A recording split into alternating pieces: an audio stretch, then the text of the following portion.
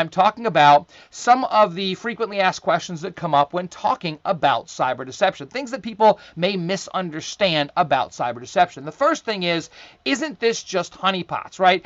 Honeypots have been around for a long time. Aren't you just rebranding honeypots? And the answer is decidedly no. The reason why we are not just rebranding honeypots is because when we talk about cyber deception, we're looking at something that is a strategy. We utilize technology that you could absolutely refer to as a honeypot in cyber deception. But cyber deception is not a honeypot. Think of it like this. If you have a car and that car has tires, the tires are part of the car, but the car is not the tires. Honeypots are part of a cyber deception strategy, but they are not the full extent of a cyber deception strategy. Cyber deception can involve things that are absolutely not honeypots. We talk, there are aspects in cyber deception where we feed the attacker information that manipulates or that tries to manipulate the decision-making process of that attacker. So rather than just dropping honeypots and hoping that some attacker interacts with them, we can actually feed the attacker information. We can feed them false information. We can feed them true information in certain circumstances that manipulate their behavior, that try to influence the behavior of the attacker. So it's much more than just I have a honeypot. Now, when we do look at many of the commercial cyber deception technology solutions that are out there, they definitely have a very honeypot feel to them, but that's not the limit of what they are. They often involve centralized command and control, reporting structures that weren't found in kind of the honeypots of old. And then when we apply cyber deception strategy on top of deception technology, we end up with something that is incredibly powerful. So no, not just honeypots. Another interesting thing that we run into really involves the term deception.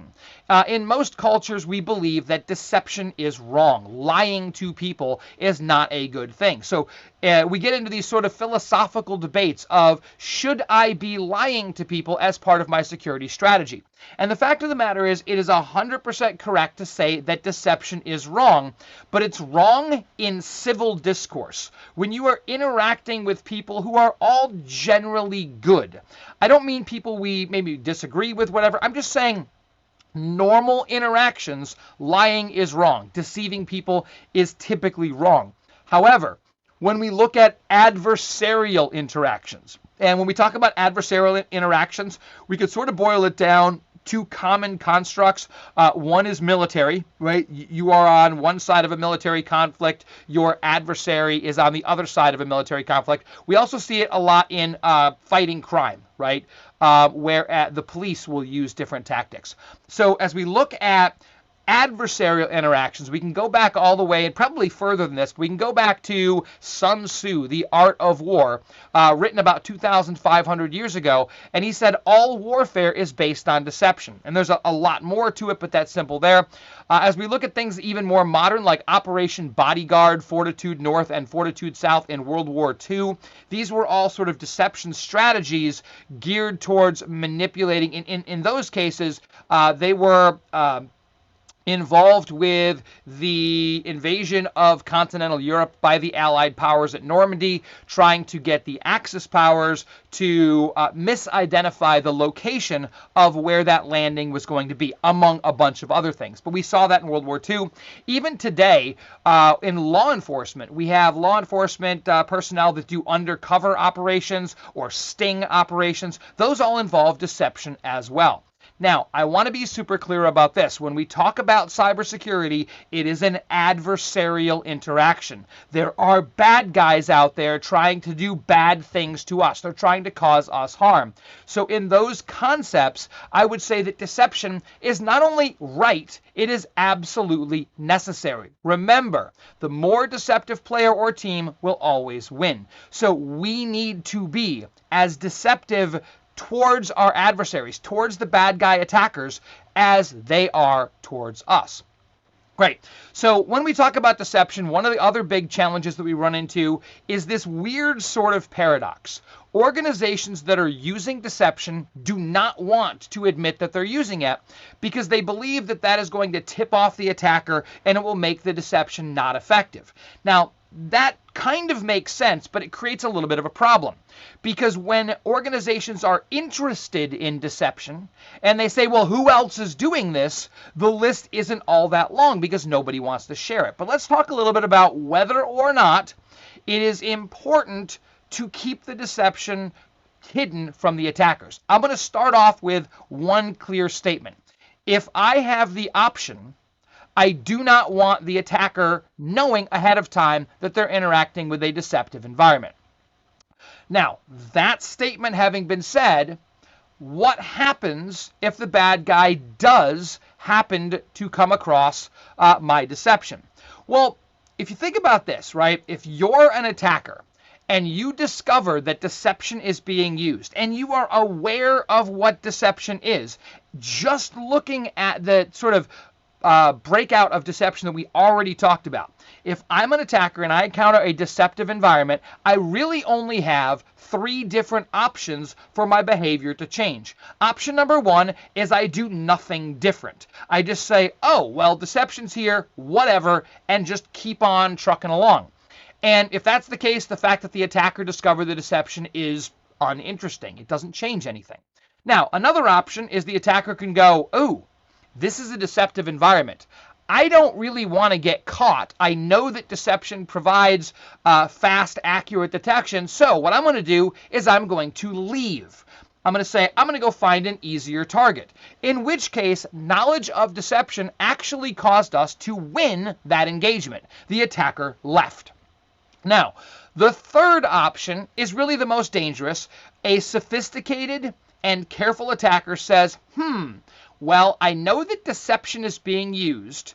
Let me slow my attack down.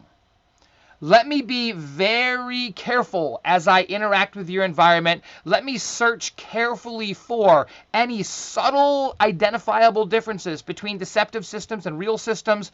The effect is that the attacker is slowed down significantly. Now, that's a win by itself. If the attacker is slower to move throughout the environment, that is a huge win. Now, let's look at why it's a win. So there was a study that was done, I believe it was by CrowdStrike, where they talked about breakout time. And they're looking at some of these nation-state-sponsored threat actors. Now, the most recent study that I saw about breakout time puts that time at about an hour and a half. Now, what is breakout time? Well, breakout time is the time between the attacker first gaining some level of access into the environment and the time that they start spreading throughout the environment. So basically, it's the amount of time that it takes the attacker to gain access, to cement their access, and then to be able to use that access to start moving throughout the environment. So it really is, how long does it take the attacker to get on our networks to maintain that foothold? Well, like I said, according to the 2021 or 2022, I forget which one it was, CrowdStrike survey, the average breakout time is about an hour and a half. Now, that's just overall average. There was a study done a couple years ago. It was also a CrowdStrike study that talked about different nation-state threat actors. Iranian-sponsored threat actors, their breakout time is about 5 hours and 9 minutes. Chinese actors, 4 hours. North Korean actors, 2 hours and 20 minutes. And Russian-sponsored threat actors, less than 19 minutes. It's like 18 minutes and some odd seconds. Now, why is this a big deal? Well, the fact of the matter is bad guys get on our network and they are owning our networks in less than a day. It's taking us an average of 212 days to even know they're there. So anything that we can do to slow the attackers down, the attackers have, it takes them longer to get access to any sensitive data. It takes them longer to perform whatever actions their intent is in our environment, which gives us more of an opportunity to detect.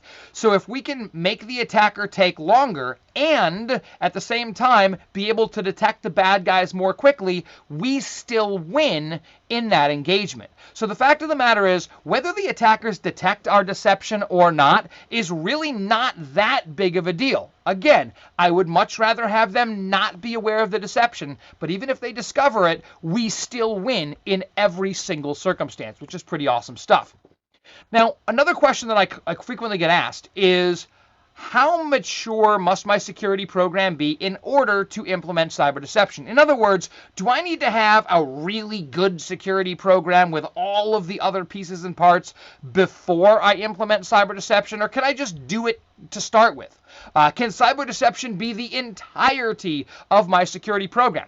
So I'll start off with those two extremes. Do I need to have an incredibly mature security program in order to implement cyber deception? The answer is no. Should I use cyber deception as all of my security program? In other words, don't do anything else, just do cyber deception. The answer to that is also no. My recommendation is real simple. Do the basic things first. Make sure you have things like firewalls, controlling access into and out of your network. Make sure that you have some kind of endpoint security solution, antivirus, EDR, XDR, whatever. Make sure that you are patching and hardening your systems, right? Do the basic things first. We want to make it as difficult as possible for the attackers to gain access and then to move throughout our network. What about if we already have all that stuff? Can we still implement deception? Well, absolutely. The idea is that current and legacy normal security controls are going to limit the freedom of movement of the attacker. The attackers can only do certain things if they want to get past our protective controls and avoid detection. What that means is when we deploy deception, we only need to deploy that deception in, we'll call it the blind spots or the gaps of our existing security program. So we know that in order to evade detection and avoid being blocked, the attackers have to do certain things. Well, we can then place our deception in the way of those certain things. And so, in effect, deception complements existing security controls. Deception does not need to be super, super advanced. It can be as simple as a simple port listener. It can be an enterprise class solution, and it includes everything in between, right? That is really awesome stuff. Another quick thing is we've talked exclusively about deception as an ability to detect bad guys on our network more quickly and more effectively. So very common response is, well, I already have network-based IDS, I have host-based IDF, I have a SIM solution, I have DLP solutions. I have all these technologies that are already there that are helping me detect bad guys. Why do I need cyber deception? Well, let's go back to those statistics that we saw in the Ponemon Institute cost of a data breach study. It's taking effectively an average of about 9 months for bad guys to detect and respond, 9 to 10 months for bad guys to be caught and then for a response to happen. Those are averages, right? So many of the organizations that were included in the Ponemon Institute cost of a data breach study already have all those controls that we just talked about. They already have antivirus, they already have IDS, they already have SIM, they already have DLP, and those numbers include the use of those technologies. Now, obviously, there are also organizations that don't use those technologies that are incorporated in there, but the fact of the matter is, because those technologies operate the way they do, and they predominantly look for evil, and all the attacker needs to do is figure out what the technology doesn't do to circumvent it, we need a new solution. We don't need to replace what we already have. That still works. It still helps control the freedom of operations or the freedom of movement of the attacker. But we need a different approach than looking for evil. And as we talked about before, looking for abnormal, but specifically defining abnormal as no interaction with deceptive resources, is not a replacement for the other approaches for deception. It is an addition to that. You don't need any other technologies to do cyber deception, and there aren't any other technologies that are really a replacement for it. So this is an addition to our security program that is designed to close some of the gaps that we know we already have in our traditional detection and protection strategies. Again, going into this, is deception a replacement for technology X? Can I replace my IDS with deception? Can I replace my XDR solution with deception? And the answer there is also no. I would say the answer is mostly no. Could you do that? Absolutely. Could you say our strategy for detection is going to be exclusively focused on cyber deception? Yes, you could, but I don't know that I would. Because remember, everything that we do is going to have advantages or disadvantages. The fact of the matter is, if I place what are effectively cyber traps, hence the name, cyber trap, if I place cyber traps throughout the environment, there's not really a guarantee that the attackers are going to interact with those cyber traps. Now, ideally, if we fully implement our deception strategy, we feed the attacker information that gets them to want to interact with our traps, but they could still miss that information or just make different decisions. So if they don't interact with our deceptive components, we still have the other technologies that also can provide a detective solution. So the fact of the matter is, deception is a strategic addition to your security program.